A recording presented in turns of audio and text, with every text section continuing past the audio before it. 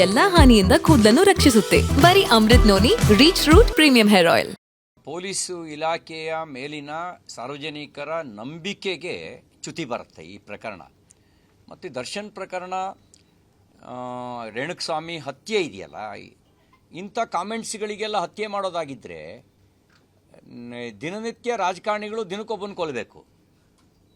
ಯಾಕೆಂದರೆ ಇಂಥ ಕಾಮೆಂಟ್ಸ್ಗಳು ಬರ್ತಾನೆ ಇರ್ತವೆ. ಈಗ ನಮಗೂ ಸೋಷಿಯಲ್ ಮೀಡಿಯಾದಲ್ಲಿ ಅವ್ವ, ಹೆಂಡತಿ, ಅಜ್ಜಿ, ಮುತ್ತಜ್ಜಿವರೆಗೂ ಹೋಗಿ ಮಾತಾಡಿರೋರು ಇದ್ದಾರೆ. ನಾವು ಸಾರ್ವಜನಿಕ ಬದುಕಿನಲ್ಲಿ ಇಂಥ ಜನರನ್ನು ಅವರವರ ದೃಷ್ಟಿಗಷ್ಟೇ ಬಿಟ್ಟು ನಾವು ಮುಂದೆ ಹೋಗ್ತಾ ಇರ್ತೀವಿ. ಆದರೆ ಈ ರೇಣುಕಸ್ವಾಮಿನ ಕರ್ಕೊಂಬಂದು ಹತ್ಯೆ ಮಾಡೋದಿದೆಯಲ್ಲ, ಅದು ಮನುಕುಲ ತಲೆ ತಗ್ಗಿಸುವಂಥದ್ದು, ನಾಗರಿಕ ಸಮಾಜ ಒಪ್ಕೊಳ್ಳುವಂಥ ಸಂಗತಿಯಲ್ಲ. ಈ ಒಂದು ಮನಸ್ಥಿತಿ ಒಂದು ಕೆಟ್ಟ ಸಂದೇಶನ ಕೊಟ್ಟಿದೆ. ಪೊಲೀಸ್ ಇಲಾಖೆಯು ಕೂಡ ಇಂಥ ಸಂದರ್ಭಗಳಲ್ಲಿ ಸಾರ್ವಜನಿಕರ ವಿಶ್ವಾಸಾರ್ಹತೆಯನ್ನು ಹೆಚ್ಚಿಸೋದ್ರ ಕಡೆಗೆ ಮತ್ತು ವಿಶ್ವಾಸಾರ್ಹತೆಯನ್ನು ಉಳಿಸ್ಕೊಳ್ಳೋದ್ರ ಕಡೆಗೆ ಅವ್ರ ಕ್ರಮ ಇರಬೇಕು. ಅದು ಬಿಟ್ಟು ಅವರು ಅನುಮಾನಾಸ್ಪದವಾಗಿ ವರ್ತನೆ ಮಾಡಿದ್ರೆ ಅದರಿಂದಾಗಿ ನಂಬಿಕೆ ಹೊರಟೋಗುತ್ತೆ ಮತ್ತು ಸರ್ಕಾರದ ಮೇಲಿನ ವಿಶ್ವಾಸವೂ ಕೂಡ ಇಂಥ ಘಟನೆಗಳಿಂದ ಈಗಲೇ ಈ ಸರ್ಕಾರ ಬಂದ ಮೇಲೆ ಕ್ರೈಮ್ ರೇಟ್ ಜಾಸ್ತಿ ಆಗಿದೆ ಅನ್ನೋದನ್ನು ನ್ಯಾಷನಲ್ ಕ್ರೈಮ್ ರೆಕಾರ್ಡ್ಸ್ ಬ್ಯೂರೋ ಅದು ಅಂಕಿಅಂಶಗಳ ಮೂಲಕ ಹೇಳಿದೆ ಕ್ರೈಮ್ ರೇಟ್ ಜಾಸ್ತಿ ಆಗಿದೆ ಅಂತ.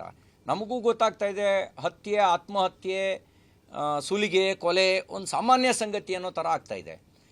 ಆಗ್ತಿರೋ ಸಂದರ್ಭದಲ್ಲಿ ಇವರು ಸಾರ್ವಜನಿಕರ ನಂಬಿಕೆ ಉಳಿಸುವ ನಿಟ್ಟಿನಲ್ಲಿ ಕ್ರಮ ಆಗಬೇಕೇ ಹೊರತು ಈ ರೀತಿ ನಡ್ಕೊಳ್ತಕ್ಕಂಥದ್ದು, ಮಾಧ್ಯಮವನ್ನೇ ಬೆದರಿಸೋದು, ಸಾಮಿಯಾನ ಕವರ್ ಮಾಡೋದು, ಸಾಮಿಯಾನ ಹಾಕಿ ಪೊಲೀಸ್ ಸ್ಟೇಷನ್ನೇ ಕವರ್ ಮಾಡೋದು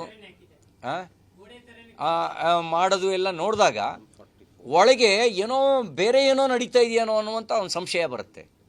ಪೊಲೀಸು ಇಲಾಖೆಯ ಮೇಲಿನ ಸಾರ್ವಜನಿಕರ ನಂಬಿಕೆಗೆ ಚ್ಯುತಿ ಬರುತ್ತೆ ಈ ಪ್ರಕರಣ. ಮತ್ತು ದರ್ಶನ್ ಪ್ರಕರಣ, ರೇಣುಕಸ್ವಾಮಿ ಹತ್ಯೆ ಇದೆಯಲ್ಲ, ಇಂಥ ಕಾಮೆಂಟ್ಸ್ಗಳಿಗೆಲ್ಲ ಹತ್ಯೆ ಮಾಡೋದಾಗಿದ್ದರೆ ದಿನನಿತ್ಯ ರಾಜಕಾರಣಿಗಳು ದಿನಕ್ಕೊಬ್ಬನ ಕೊಲ್ಲಬೇಕು. ಯಾಕೆಂದರೆ ಇಂಥ ಕಾಮೆಂಟ್ಸ್ಗಳು ಬರ್ತಾನೆ ಇರ್ತವೆ. ಈಗ ನಮಗೂ ಸೋಷಿಯಲ್ ಮೀಡಿಯಾದಲ್ಲಿ ಅವ್ವ, ಹೆಂಡತಿ, ಅಜ್ಜಿ, ಮುತ್ತಜ್ಜಿವರೆಗೂ ಹೋಗಿ ಮಾತಾಡಿರೋರು ಇದ್ದಾರೆ.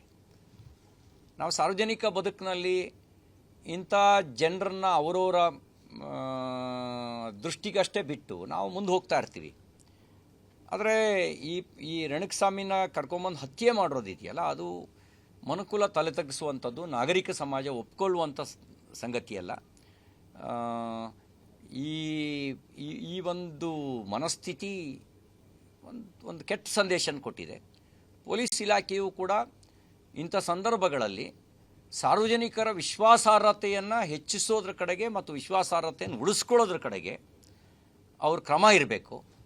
ಅದು ಬಿಟ್ಟು ಅವರು ಅನುಮಾನಾಸ್ಪದವಾಗಿ ವರ್ತನೆ ಮಾಡಿದ್ರೆ ಅದರಿಂದಾಗಿ ನಂಬಿಕೆ ಹೊರಟೋಗುತ್ತೆ ಮತ್ತು ಸರ್ಕಾರದ ಮೇಲಿನ ವಿಶ್ವಾಸವೂ ಕೂಡ ಇಂಥ ಘಟನೆಗಳಿಂದ ಈಗಲೇ ಈ ಸರ್ಕಾರ ಬಂದ ಮೇಲೆ ಕ್ರೈಮ್ ರೇಟ್ ಜಾಸ್ತಿ ಆಗಿದೆ ಅನ್ನೋದನ್ನು ನ್ಯಾಷನಲ್ ಕ್ರೈಮ್ ರೆಕಾರ್ಡ್ಸ್ ಬ್ಯೂರೋ ಅದು ಅಂಕಿಅಂಶಗಳ ಮೂಲಕ ಹೇಳಿದೆ ಕ್ರೈಮ್ ರೇಟ್ ಜಾಸ್ತಿ ಆಗಿದೆ ಅಂತ. ನಮಗೂ ಗೊತ್ತಾಗ್ತಾ ಇದೆ, ಹತ್ಯೆ, ಆತ್ಮಹತ್ಯೆ, ಸುಲಿಗೆ, ಕೊಲೆ ಒಂದು ಸಾಮಾನ್ಯ ಸಂಗತಿ ಅನ್ನೋ ಥರ ಆಗ್ತಾಯಿದೆ. ಆಗ್ತಿರೋ ಸಂದರ್ಭದಲ್ಲಿ ಇವರು ನನ್ನ ಜೀವನದಲ್ಲಿ ನಾನು ಮಾತ್ರವಲ್ಲ, ನನ್ನ ಕೂದಲು ಕೂಡ ಆಗಿರಬೇಕು ಸ್ಟ್ರಾಂಗ್ ಅಂಡ್ ಸ್ಟೈಲಿಶ್. ಬರೀ Amrut noni reach root premium hair oil ನೊಂದಿಗೆ. Reach root premium hair oil. ಸಾರ್ವಜನಿಕರ ನಂಬಿಕೆ ಉಳಿಸುವ ನಿಟ್ಟಿನಲ್ಲಿ ಕ್ರಮ ಆಗಬೇಕೇ ಹೊರತು ಈ ರೀತಿ ನಡ್ಕೊಳ್ತಕ್ಕಂಥದ್ದು, ಮಾಧ್ಯಮವನ್ನೇ ಬೆದರಿಸೋದು, ಸಾಮಿಯಾನ ಕವರ್ ಮಾಡೋದು, ಸಾಮಿಯಾನ ಹಾಕಿ ಪೊಲೀಸ್ ಸ್ಟೇಷನ್ನೇ ಕವರ್ ಮಾಡೋದು ಎಲ್ಲ ನೋಡಿದಾಗ ಒಳಗೆ ಬೇರೆ ಏನೋ ನಡೀತಾ ಇದೆಯೇನೋ ಅನ್ನುವಂಥ ಒಂದು ಸಂಶಯ ಬರುತ್ತೆ. ಅನುಕ್ಷಣದ ಸುದ್ದಿಗಳಿಗಾಗಿ ವಿಸ್ತಾರ ನ್ಯೂಸ್ ಯೂಟ್ಯೂಬ್ ಚಾನೆಲ್ ಸಬ್ಸ್ಕ್ರೈಬ್ ಮಾಡಿ. ಹೊಸ ಸುದ್ದಿಗಳ ನೋಟಿಫಿಕೇಶನ್ಗಾಗಿ ಬೆಲ್ ಐಕಾನ್ ಕ್ಲಿಕ್ ಮಾಡಿ. ಲೇಟೆಸ್ಟ್ ಅಪ್ಡೇಟ್ಸ್ಗಾಗಿ www.vistaranews.com ವೆಬ್ಸೈಟ್ಗೆ ವಿಸಿಟ್ ಮಾಡಿ. ಅಂಗೈಯಲ್ಲೇ ಜಗತ್ತಿನ ಸುದ್ದಿ ತಿಳಿಯಲು ವಿಸ್ತಾರ ನ್ಯೂಸ್ ಕನ್ನಡ ಆಪ್ ಡೌನ್ಲೋಡ್ ಮಾಡಿ.